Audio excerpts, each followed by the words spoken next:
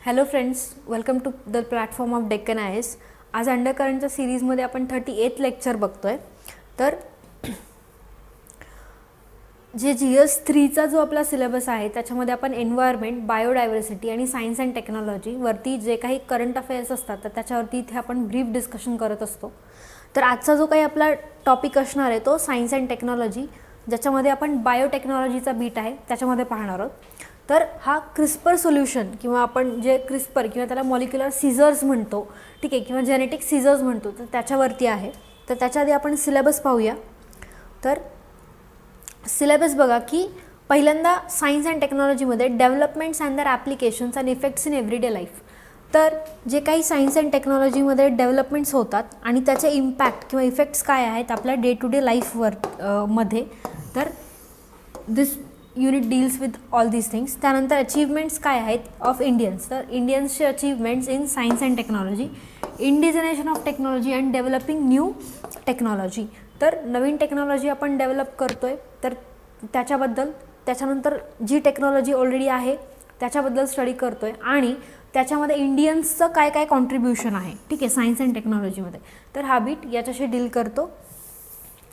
त्याच्यानंतर awareness in the field of IT space, that is awareness in the field of information and technology, space, computers, robotics. तर या ज्या काही computer आणि robotics आहे तर इंटर रिलेटेड आहेत या गोष्टी. त्यानंतर नॅनो टेक्नॉलॉजी आणि बायोटेक्नॉलॉजी. तर नॅनो टेक्नॉलॉजी, बायोटेक्नॉलॉजी हे या युनिटमधले फोकस्ड एरियाज आहेत, ज्याच्यावरती तुम्ही पाहिलं असेल की जर previous year question paper refer केले असेल तर या दोन्ही एरियाजवरती भरपूर क्वेश्चन्स पाहायला भेटतात. तर and issues related with the intellectual property rights. त्यानंतर पेटंट, त्याचे राईट्स, ते हे जे काही इश्यूज आहेत की पेटंट, त्याचे राईट्स काय काय आहेत, कुठल्या टाईपचे राईट्स आहेत, तर हे या ज्या सगळ्या गोष्टी आहेत त्या इंटलेक्च्युअल प्रॉपर्टी राईट्समध्ये इथे डील केले जातात. तर आजचा जो काही आपला टॉपिक आहे तो बायोटेक्नॉलॉजीमध्ये इन्क्लुडेड आहे, ज्याच्यामध्ये मॉलिक्युलर सीझर्स जे आहेत त्याच्याबद्दल आपण डिस्कस करणार आहोत आणि ते न्यूजमध्ये काय होतं हेही पाहणार आहोत. तर armed with the CRISPR scissors, Indian scientist look at curing the इनक्युरेबल.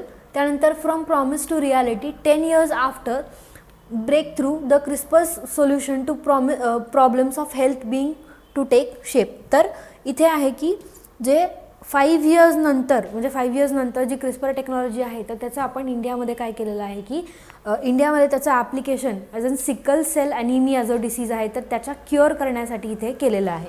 तर बघा की India approved a 5 year project to develop clustered regularly interspaced short palindromic repeats, त्यालाच CRISPR to cure sickle cell anaemia. तर क्रिस्पर्स टेक्नॉलॉजी त्यालाच म्हटलेलं आहे, ज्याला molecular seizures पण म्हणतात. तर आपला जो काही DNA आहे त्याच्यामध्ये मॉलिक्युलर लेवलवरती जे न्यूक्लिओटाइड्स प्रेझेंट असतात, तर न्यूक्लिओटाइड्समध्ये sugar, phosphate plus nitrogen base असतात. तर याच्यानेच आपला पूर्ण DNA बनलेला आहे आणि त्याचाच रिझल्ट किंवा त्याचंच एक्सप्रेशन म्हणून आपल्या बॉडीमध्ये वेरियस प्रोटीन्स असतात. तर हे जे काही रिझल्ट्स आणि एक्सप्रेशन्स आहेत तर याच्यामध्येच चेंज करून आपण काय करू शकतो, आपला जेनेटिक मेकअप जो आहे तो चेंज करू शकतो. तर याच्यासाठी काही मॉलिक्युलर सीझर्स वापरले जातात. तर त्या सीझर्सचंच नाव आहे क्रिस्पर टेक्नॉलॉजी आणि तो वापरला जाणार आहे क्युअर करण्यासाठी सिकल सेल ॲनिमिया, हा जो काही डिसीज आहे तो क्युअर करण्यासाठी वापरला जाणार आहे. तर पहिल्यांदा सिकल सेल ॲनिमिया काय आहे ते पाहूया, त्याच्यानंतर त्याच्या क्युअरसाठी काय केलेलं आहे. तर sickle cell anaemia is the first disease that is being targeted for CRISPR based therapy in India. तर हा फर्स्ट डिसीज आहे जो की या थेरपीनं क्युअर करण्यासाठी इथे काय केलेलं आहे, वापरलेला आहे. त्याच्यामध्ये sickle cell anaemia is a inherited blood disease which most common among people of Africa, Arabian and Indian origin. तर ब्लड डिसीज आहे जो की इनहेरिटेड आहे, म्हणजे जेनेटिक डिसीजेस असतात आणि काही डिसीजेस असतात जे आपण एक्वायर करतो, जे आपण डे टू डे लाईफमध्ये, ठीक आहे, किंवा वेगवेगळ्या एलिमेंट्सला आपण जेव्हा एक्सपोज होतो तेव्हा तिथे एक्वायर केलेले डिसीजेस असतात. काही त्याच्यामध्ये एक्यूट आणि क्रॉनिक आणि काही इनहेरिटेड डिसीज असतात किंवा आपल्या जे काही प्रायर जनरेशन आहे त्याच्यापासून आपल्याकडे आलेले, दीज आर इनहेरिटेड डिसीजेस. तर त्याचंच एक एक्झाम्पल आहे सिकल सेल ॲनिमिया आणि हे इंडिया, आफ्रिकन, अरेबियन जे काही ओरिजिनच्या कंट्रीज आहेत त्या पीपलमध्ये जास्त पाहायला मिळतो. त्यानंतर a group of disorder that affects the haemoglobin and molecules in the red blood cells that deliver oxygen to cells throughout the body. तर आपले जे ब्लड आहे, ब्लडचं कंपोजिशन आपण पाहतो की RBCs असतात, WBCs असतात आणि प्लेटलेट्स असतात. तर त्याच्यामध्ये RBCs जो आहे तो ऑक्सिजन कॅरियर म्हणून ॲक्ट होतो आणि या डिसीजमध्ये हा oxygen carrier that is red blood cells त्याला इफेक्ट म्हणजे त्याच्यावरतीच काय झालेला आहे, इम्पॅक्ट झालेला आहे. जर आपण नॉर्मल ब्लड सेल पाहिली तर ती अशी दिसते, पण जेव्हा ती सिकल सेल अनिमियामध्ये जाते तर तिचा जो काही शेप आहे तो टोटली चेंज होतो. त्याच्यामुळे तिची ऑक्सिजन कॅरिंग कॅपॅसिटी पण काय होते, तिथे कमी होते आणि अल्टिमेटली बॉडीवरती त्याचा इफेक्ट दिसतो. तर disease having a typical haemoglobin molecules called hemoglobins which can distort the red blood cells into sickle cell or crescent shape. तर मूनचा जो काही क्रेसेंट शेप असतो किंवा सिकल असते जी आपण शेतात वापरतो, तर त्या शेपमध्ये जी नॉर्मल RBC आहे ती जाते, त्यामुळे तिला सिकल सेल अनिमिया असं म्हटलेलं आहे. आणि blocks blood flow and oxygen from reaching all parts of the body. तर याची ऑक्सिजन कॅरिंग कॅपॅसिटी कमी होते, त्यामुळे अल्टिमेटली याचा इफेक्ट पूर्ण बॉडीवरती होतो. तर क्रिस्पर टेक्नॉलॉजी काय करणार आहे बघा की a gene editing technology which replicates natural defence mechanism in bacteria to fight virus attack using a special protein call Cas9. तर ही जी काही टेक्नॉलॉजी आहे ती स्पेशल प्रोटीन Cas9 जी आहे तिच्याने काय करते, डिफेन्स मेकॅनिझम जे आहे ते इथे बिल्ड करते. तर usually involves the introduction of new gene or suppression of existing gene through a process described as genetic engineering. तर जेनेटिक इंजिनिअरिंगमध्ये आपण म्हणतो की जो काही जीन आहे, gene is a smallest part of our DNA.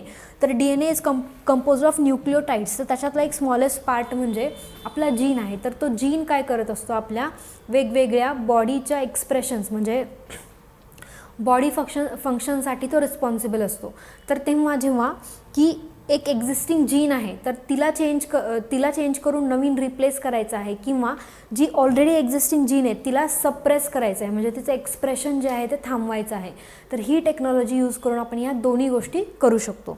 Usually बघा की नवीन जीन इन्सर्ट केला जात नाही, पण जे काही सप्रेशन आहे त्या जीनचं तर ते युजली केलं जातं. That is CRISPR technology does not involve the introduction of new gene from outside. CRISPR that is Cas9 technology is often described as genetic scissors. तर जेनेटिक सीझर्स किंवा मॉलिक्युलर सीझर्स जे आपण म्हणतो, जे की कटिंग म्हणजे ॲट अ सर्टन पॉईंट किंवा DNAच्या at a certain target एरियामध्ये कट करणं आणि तिथे परत नवीन जे काही पॅच आहे तो जॉईन करणं, तर यांच्यामुळे पॉसिबल आहे. तर bad stretch in the DNA sequence which can cause a disease or disorder is located and cut and removed and then replaced with a correct sequence. तर हा जो काही DNA आहे तर याच्यामध्ये हा टार्गेट सिक्वेन्स होता सपोज की जो काय करतो की सिकल सेल एनिमिया कॉज करतो, तर हा इथून कट केला जातो आणि याच्या जागी जो हेल्दी पार्ट आहे तो टाकला जातो किंवा याला पूर्णपणे सप्रेस केलं जातं, सायलेन्स केलं जातं या टेक्नॉलॉजीचा यूज करून. त्यामुळे तर मेकॅनिझम काय आहे, फर्स्ट टास्क आहे identifying the particular sequence in a gene that causes the trouble. तर पूर्ण DNA आहे ज्याच्यामध्ये न्यूक्लिओटाइड्सनी बनलेला आहे, तर त्याच्यामध्ये सिक्वेन्स आयडेंटिफाय करायचा जो की आपल्याला हार्म करणार आहे. त्यानंतर तो सिक्वेन्स आयडेंटिफाय केल्यानंतर काय करायचं आहे की RNA molecule is program to locate the sequence on the DNA स्टँड. तर DNA हा मायक्रोस्कोपिक आहे, त्याच्यामुळे त्याच्यावरती जो काही सिक्वेन्स आहे तो डिटेक्ट करण्यासाठी RNA मॉलिक्युल्स असतात आणि Cas9 is used to break the DNA strand in specific points and remove the bad sequence. तर तो जो काही सिक्वेन्स आहे डिटेक्ट केलेला तर Cas9 यूज करून आपण काय करतो, तो सिक्वेन्स इथून डिलीट किंवा रिमूव्ह करायचा इथे आपण इथे ट्राय करतो. त्यानंतर the DNA strand is broken as neutral tendency to reattach itself. तर आपला जो काही DNA आहे तो डबल स्टँडर्ड आहे plus it is coiled upon itself.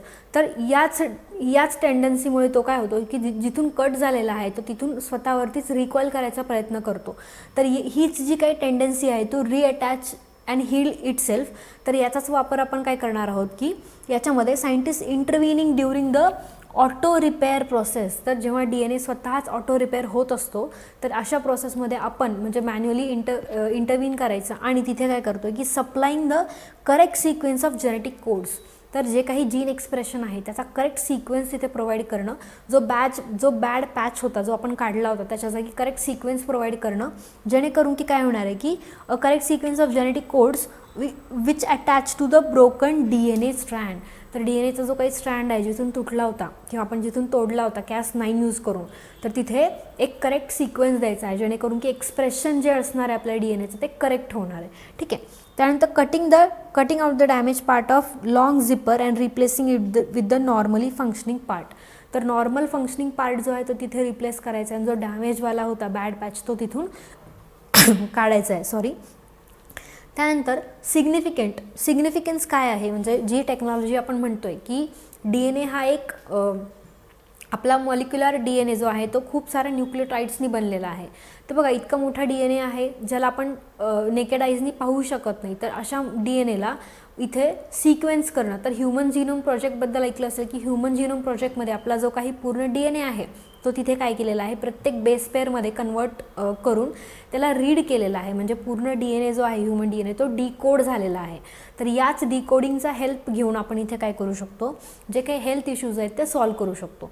तर सेम वे तर याच ही जी काही टेक्नॉलॉजी याचा सिग्निफिकन्स काय आहे थेरप्टिक यूजमध्ये किंवा आपण म्हणतो की मेडिकल सायन्सेसमध्ये किंवा हेल्थ बेनिफिट्स काय आहेत याचे, तर स्पेसिफिक ट्रीटमेंट आहे.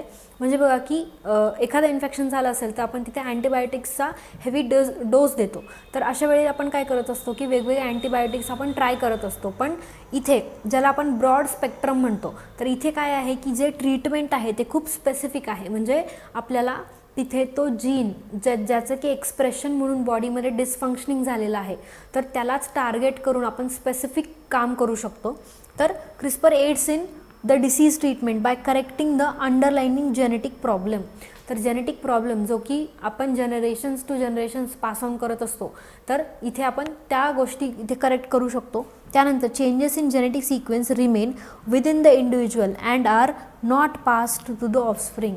बट इथे काय आहे की जे काही जेनेटिक चेंजेस आहेत किंवा जेनेटिक सिक्वेन्स जो आपण चेंज केलेला आहे तो त्या इंडिव्हिज्युअल पुरताच राहतो, पण त्याचा नेक्स्ट जनरेशनमध्ये तो पास ऑन होत नाही. ठीक आहे. तर this is one of the good and bad things.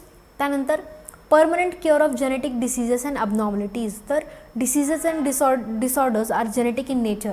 तर काही डिसीजेस आपण बघतो तर त्याच्यामध्ये एक्झाम्पल्स सिकल सेल एनिमिया आहे, डायबिटीज आहे. तर अशा काय आहेत की जे generation to generation pass on झालेले आहेत. त्यानंतर they are caused by unwanted changes and mutations in the gene.